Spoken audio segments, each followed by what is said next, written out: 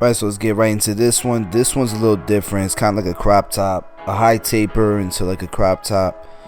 And I very rarely get these haircuts. Like, this is probably the first time I really do this, to be honest with you. But I kind of know the theory behind it, so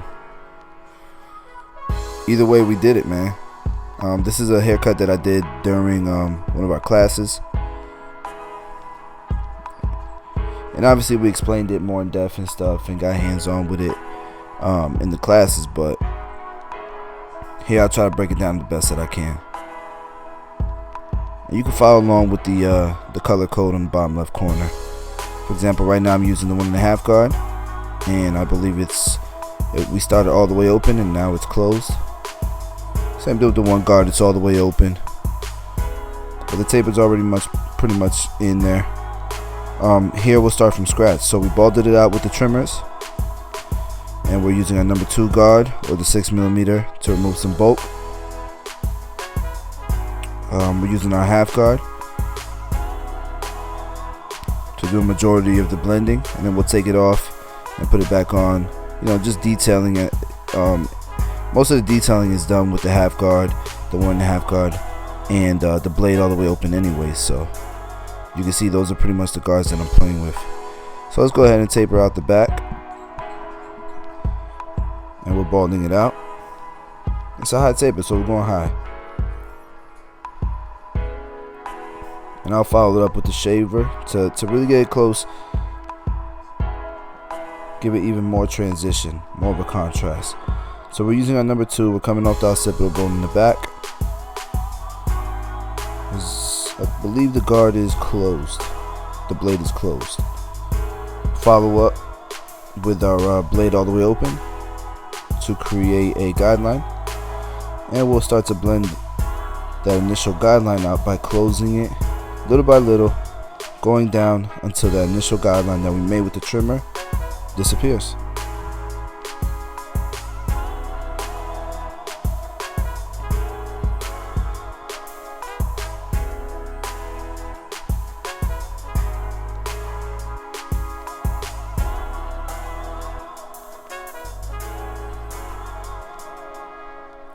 Alright, so now we're using our 1 guard open. And it's crazy, man. Like, when you understand hair, you understand the theory behind why you do what you're doing. Like, you can emulate any haircut on your first try. Like when I did the razor and comb haircut, when I did the shear, the scissor fade, it's just understanding hair. Doesn't matter what you use to do it, doesn't matter what look it is. If you understand hair, you can do it. And that comes with repetition, guys, and experience. Here we are with the half guard. We're just at this point we're just spreading the blend.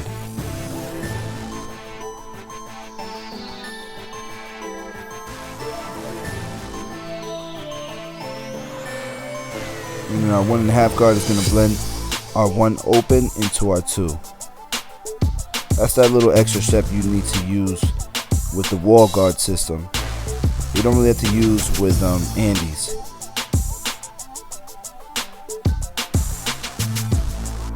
Now we're kind of going back and just debulking. Sometimes you see certain angles, you want to fix some things, but primarily behind the ear, you want to taper that a little bit. So I did with the number 2 guard. And here we are, we're shaping his hairline, and behind the ear you want to keep that natural. Don't bring that up too high, and then we'll connect it back to where we just left off behind the ear.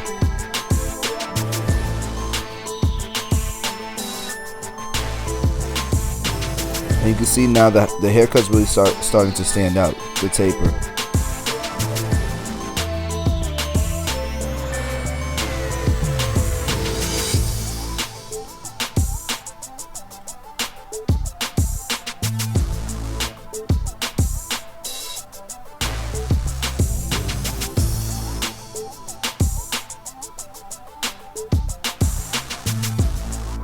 Really taking my time here.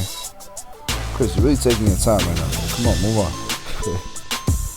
I don't know why it took so long there. you know what? I was teaching a class, so I might have been explaining something, like being super extra there.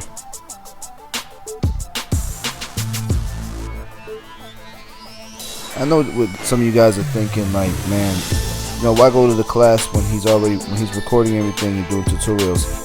It's not the same, man. Ask anybody who comes to the classes. It's another level of education. It really is. I'm not doing it to sell. You know, it's just in case somebody goes in the comments and starts talking like that. You know, I just don't want to devalue the classes for people who are thinking about going. And you guys saw that I made a guideline here on the top, a vertical guideline, and now we're just connecting it horizontally to that guideline.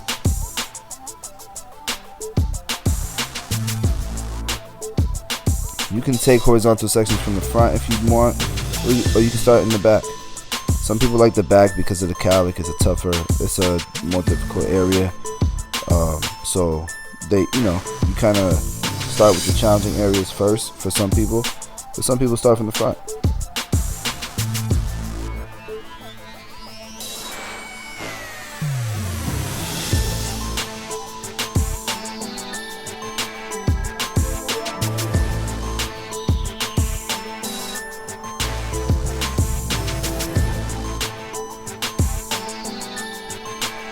And you guys notice, man, like I'm doing a lot more scissor work tutorials, and it's because, you know, that's the fad right now. Like, people are starting to keep their hair longer on top. It's not, you know, little by little things change, you know, trends change, and you gotta keep up with the trends. It's that simple.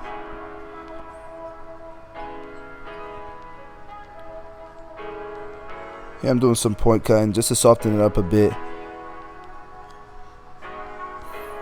So when the hair falls down to the sides, it's a softer look. There's no harsh ridges.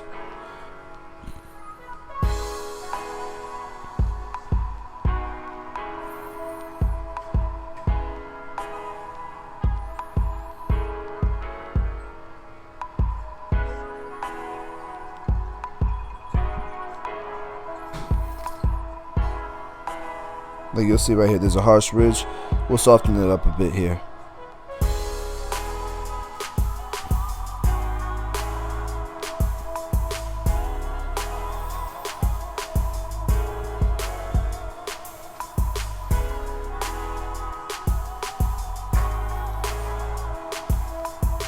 Alright, then I pull out my 7-inch shears and start doing some shear over comb. Did that on both sides. Now we're starting to create the shape here in the front, in the fringe area. Doing some point cutting just to soften it up a bit, so it doesn't look like a helmet on top of his head, like the Dumb and Dumber haircut. You don't want that look. You want a softer, more natural look.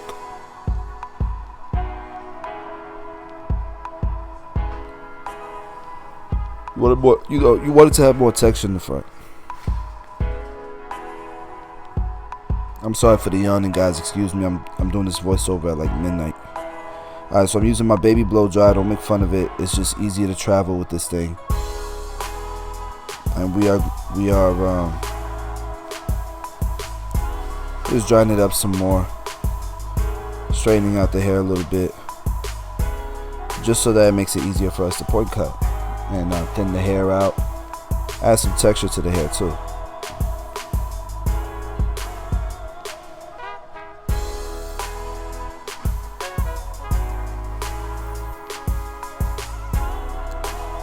I'm loving using the scissors. I really am. And I'm loving teaching it, man.